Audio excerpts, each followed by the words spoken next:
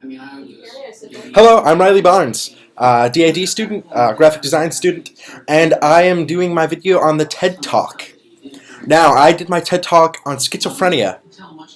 There's a lady named Eleanor Longden that actually discovered that one day that she started to hear voices, and it was really interesting. She wasn't sure what to do. She wasn't sure how it would affect her work. She wasn't sure how it would affect other people around her, her social status, her social life in general.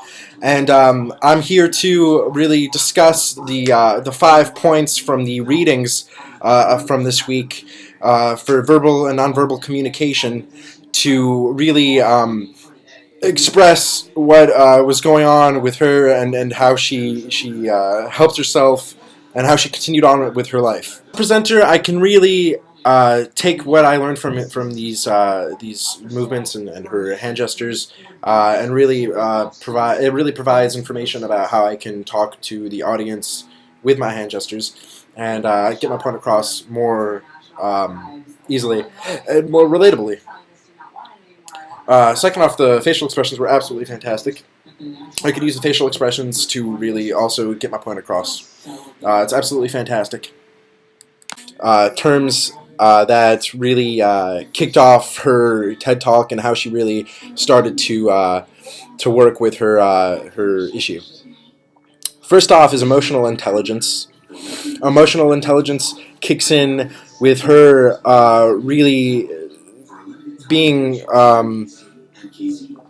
being very straightforward with her audience and really relating to her with her verbs and her adjectives. I know this is supposed to be nonverbal, but I'm gonna have to throw a little bit of verbalness in here just to get my point across. But she really at first she had trouble with her speaking and talking to people without having to hear voices or having to really work with feeling those voices when she was talking to her friends and her family. The emotional intelligence was very prominent in her facial expressions and her confused state of mind at the beginning of the TED Talk. She was very confused. You can tell that she was being confused because of her verbal.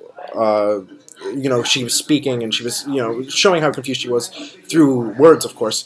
But she was also using hand gestures, and her facial expression again was very prominent with the emotional intelligence part of the video.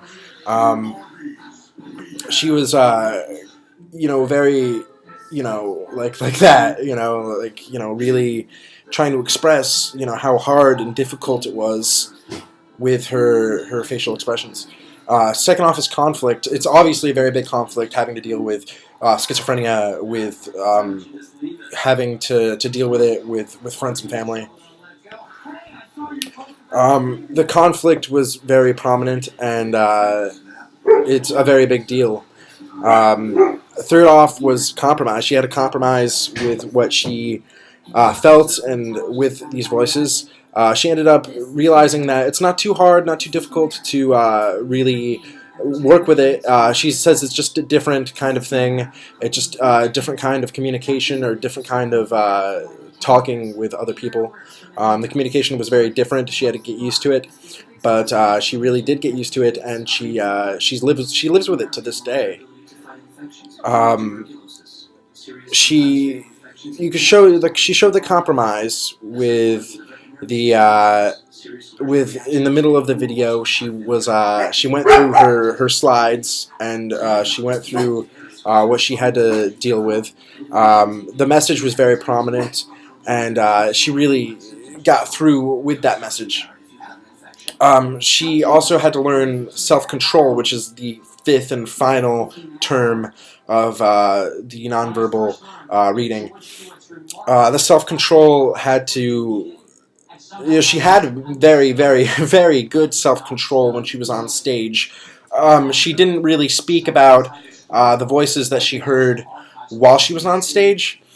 I mean, she spoke about them obviously because she had to, give them to the audience, or but she didn't right there in the moment start, speaking to somebody else or something like that, or somebody else that isn't there.